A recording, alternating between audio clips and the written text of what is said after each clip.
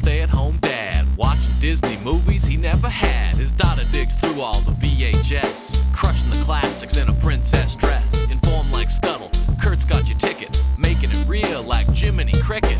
Most are off the Captain Hook, but if the Tweedledum, he'll be taking more shots than Bambi's mom. Leave him raised like Simba, or cracked like the beast dishes. He'll show you a whole new world, you won't need pre-wishes. Stay-at-home Disney dad.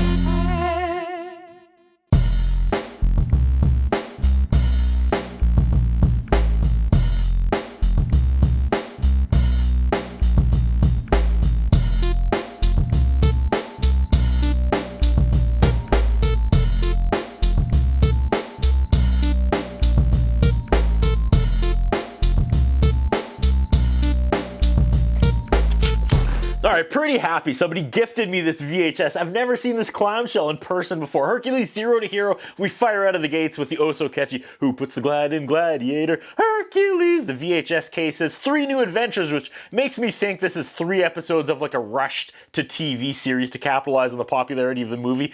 No shade being thrown. This company knows how to make money. We start with the ladies arguing with the narrators. Always a winning combination for a movie. They argue that this is a show about his teenage years. So they say, quote, "There better be some teenage shenanigans," quote, "We will get jiggy with it."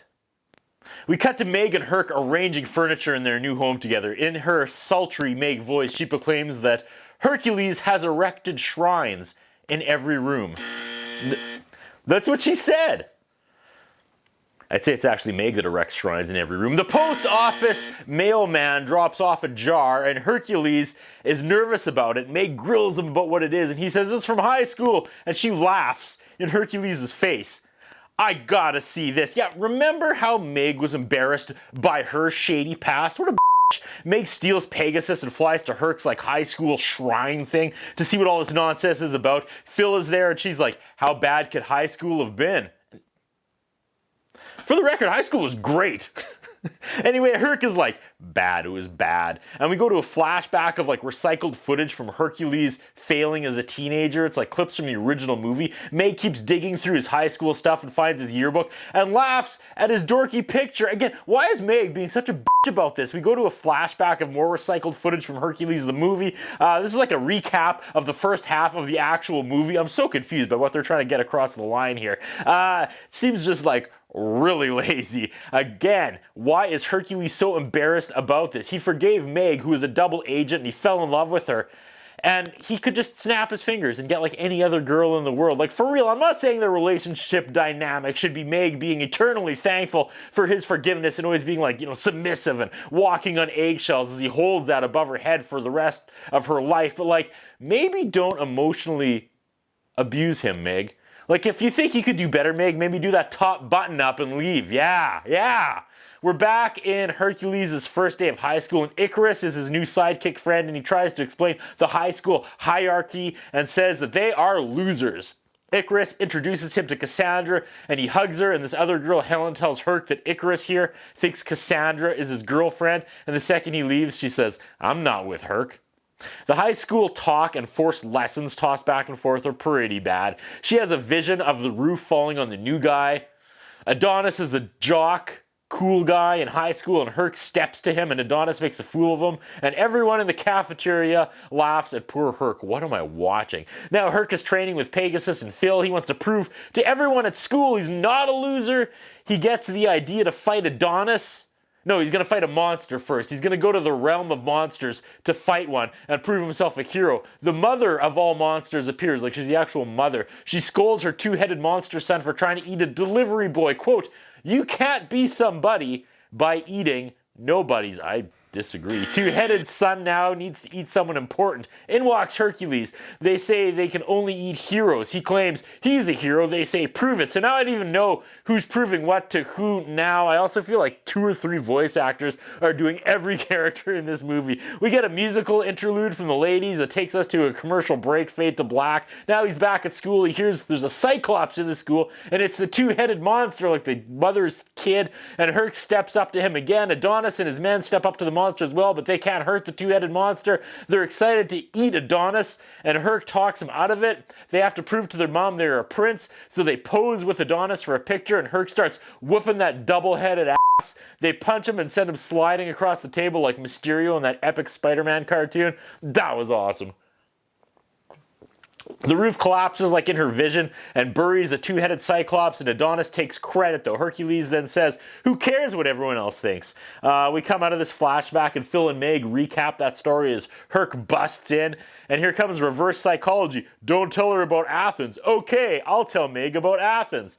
And there's a Grim Avenger character, possibly related to the Masked Defender. We are now in a flashback where there's a new rich kid in the high school. He punks Adonis, and he's now the big man on campus, and even Cassandra falls in love with him. My daughter hoots and hollers like a construction worker at this guy, and I'm just gonna ignore that. Whew, Theseus is the new guy, and Icarus and Adonis bond over their jealousy of the new popular kid. Hercules is out trying to stop the Grim Avenger. He's narrating what he's doing in real time, and that's a fun idea for a character. I'm sure it's been done before, but I feel like they're making fun of Batman. I don't know. The Grim Avenger beats up Hercules and ties up Pegasus. I know I hated the goofy animation style in Hercules the movie, and I still do, but here, written as like 22-minute standalone episodes, kind of works. The place collapses again, and it turns out the Grim Avenger isn't the actual bad guy. There's a bigger bad guy, and we get Batman music, and the Avenger takes him to his lair. It's in a garbage barge. The voice actor for the Avenger is phenomenal. His delivery is so, like, wet. I don't know if that makes sense. You have to hear it. It's really good. Adonis is throwing a party that night, but tells Theseus he isn't invited, so he throws his own party that night. Then the Minotaur is the real bad guy, and Hercules is worried a party will attract the Minotaur. Everyone is at Theseus's party. Icarus makes a sandwich and eats it like Shaggy and Scooby, and the Minotaur arrives. Theseus is the Grim Avenger, and he threw the party to lure the Minotaur into the open. Minotaur is at the party. Grim Avenger had no idea. He was narrating out loud. Yeah, that was pretty funny again. Herc and the Grim fight and beat that Minotaur, and you know what? I've never really thought about it, but the Minotaur, like the beast, like the mythological beast, is a pretty cool character. Like not this version of him, like the actual lore, the Minotaur itself. Minotaur gets away after all, and we fade to another commercial. Now it's 2-on-1 as Herc and Grim are pounding some Minotaur butt. Now I just like unlocked some childhood memory just now. My older sister and I had an Atari, right? And the games came with little comic books, and one of the little comic books had a picture of like a guy fighting a Minotaur in it, and that was so badass. Was it Adventure?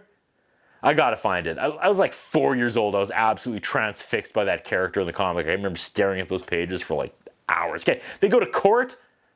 What? And the defeated Minotaur doesn't want to go back to the labyrinth.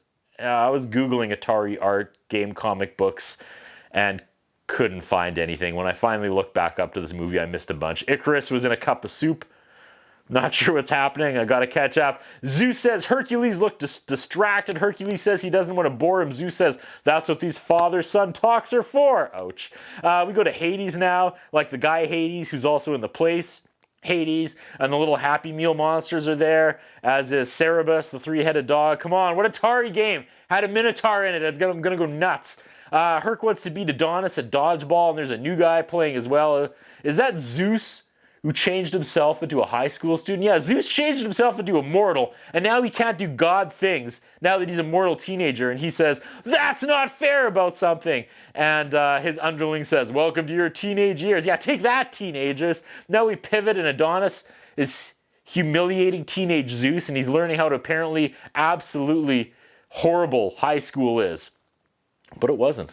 Writers are projecting hard. High school wasn't horrible at all. Maybe these guys went to high school in like the 70s and 80s. Maybe it was more of a kill or be killed back then. I don't know. High school was great. Now Herc is giving his dad his own advice he gave to Herc about dealing with bullies, and Zeus is like, that advice sucks. This is fun. Three-headed Cerberus stalks the school, and Hades appears and knows the teenager is Zeus, and this is actually, like I said, a decent script. Zeus, as a mortal, can get eaten, and then Hades will be in charge. Hades reveals to Herc that the other kid, Zeus, is his dad, and Hades says, like father, like son, like dog food, and sick Cerberus on him. Zeus sings Cerberus a lullaby, and he falls asleep, and Herc knows the lullaby, and Herc is like, my mortal mom used to sing that to me. How do you know that song? And Zeus says, I watched you every night from the clouds, and God That was a bizarre moment of weight out of nowhere in this cartoon. And just like that, the 24-hour mortal spell wears off, and Zeus is now a god again and punishes Hades. And we wrap this one up as Herc thanks Zeus for his great plan. Zeus tells Herc to be the bigger man. Then he sees Adonis and he's like, actually, nah, you know what?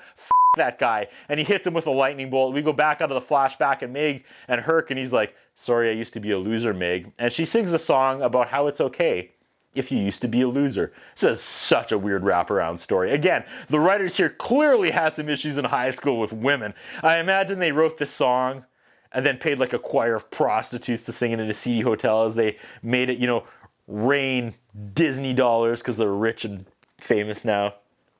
Didn't like high school. And it ends with Hercules finding Meg's high school yearbook, and he makes fun of her for, God, being a cheerleader. Ha, what a loser, Meg. You were a cheerleader. Oh my God, Meg, you were a cheerleader. What were you, pretty and skinny and popular? Did you have a little waist and a big chest and a bright smile? Did you date the football players? Were you voted homecoming queen? Ha ha, it must have been so hard for you, Meg. What do you think? What we have is a concern about Curtis Anderson. His interviewing style is not the best. His personal appearance is not the best. I was wondering if the man has some kind of a hold over the channel that he's allowed to be employed for so long with the standards of journalism